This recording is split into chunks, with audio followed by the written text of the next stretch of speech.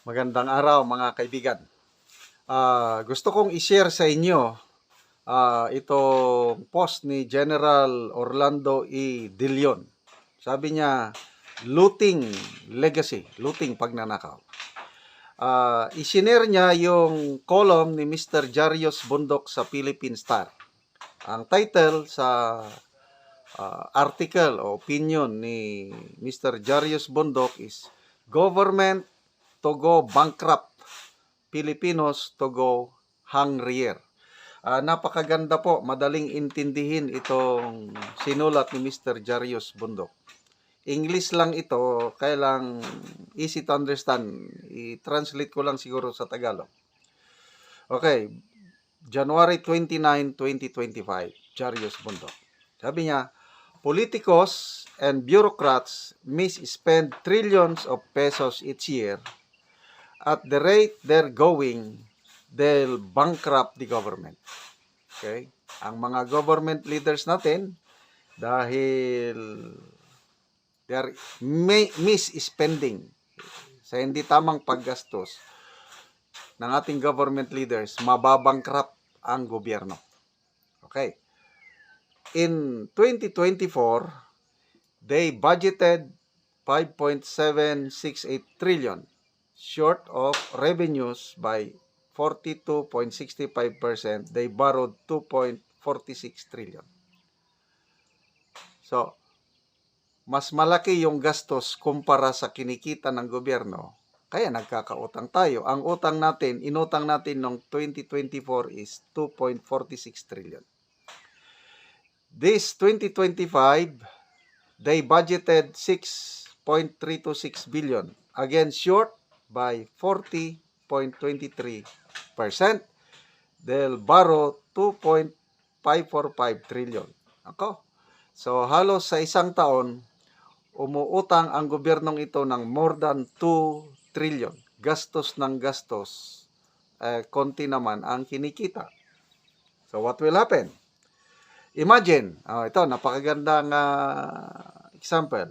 A family is spending 6,326 every week, but having to loan 2/5 of it or 2,545, it would soon nil over. Talaga mababangkrap ka pag gumagastos ka ng sobra sa iyong kinikita. Ganon lang yung kasimple. By year end, magkano ng utang natin? The total public debt, yung utang, including past admins, will be 17.353 trillion. It will overshoot 20 trillion by the time President Bongbong Marcos steps down in 2028. Grabe. 20 trillion by 2028. Sobra pa. How will poor, hungry, undereducated Filipinos repay that? Tayo ang magbabayad yan. Yung 20 trillion, more than 20, tayo pa rin ang magbabayad yan. Okay, so, sana.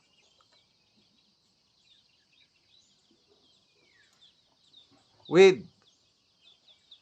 this 2025, they will plunder 1.265 trillion. Okay. In 2024, okay, according to Mr. Bundok, government leaders looted o ninakaw 1.153 trillion from public works and political ayuda. They engaged in 777 and 30 rackets from June to December. Ito yung pasabog ni Mayor Magalong.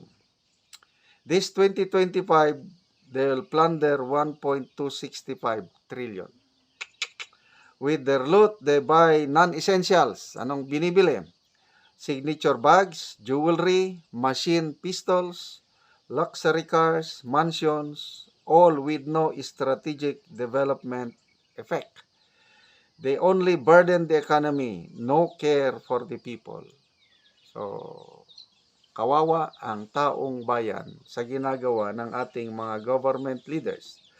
Last Christmas time, 2 in 3 families rated themselves poor and 1 in 4 starved. Those are SWS worst poverty and hunger statistics since 2003 and 2020.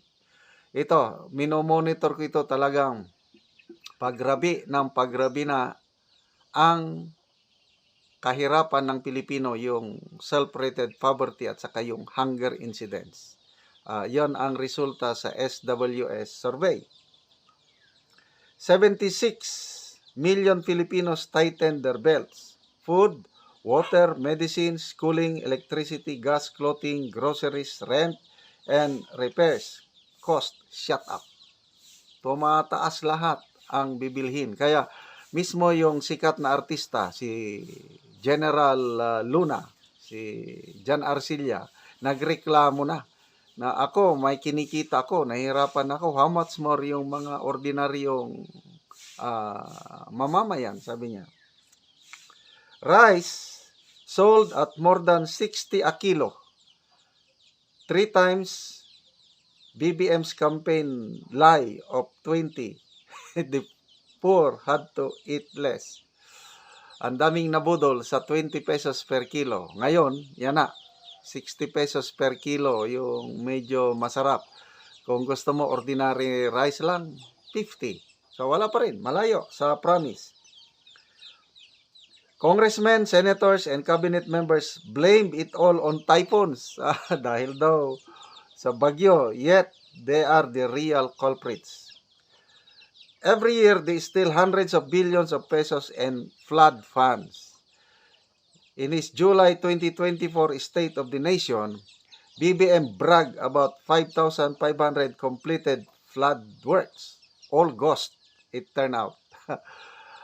2 days of heavy rain ensued, floods deepened and widened. People lost homes, shops, farms, businesses, belongings, livelihoods, work, commerce, tourism halted. Evacuation facilities and relief goods were inadequate. So alam na natin yung fact check ng Katrina at iba pang typhoon. So ito, BSP, yung Bangko Sentral, had to sell 25 tons of gold and its governor left. Ngayon ko lang ito nalaman na nag-resign na pala ang governor ng Bangko Sentral. Hindi na nakayanan. Development Bank of the Philippines suddenly had no more money for rural business loans and its chairmans also left. Nako, resign din pala. Land Bank became undercapitalized. They even played with rice. Last June, BBM slashed import tariffs from 35 to only 15%. By year-end 2024, customs collection dropped 14.5 billion. Yun po ang lugi ng gobyerno dahil sa pagbaba ng taripa or buwis sa imported rice. Nawalan tayo ng 14.5 billion pesos according to Mr. Jarius Bundok. By law, that money could have gone to productivity aid to 2.4 million rice farmers. It's what consumers could have saved in buying the staple. Instead, a rice cartel profiteered 14.5 billion. Ang nakinabang sa pagbaba ng taripa o buwis ng imported rice, yung mga rice cartel. Sila ang nakinabang. A high customs official colluded with a handful of importers, wholesalers to control 3/4 of the trade.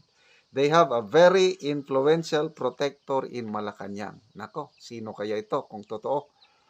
My protector from Malacanang. Now, they're making a show of solving the rice price crisis. The Department of Agriculture imposed a price cap of 58 per kilo.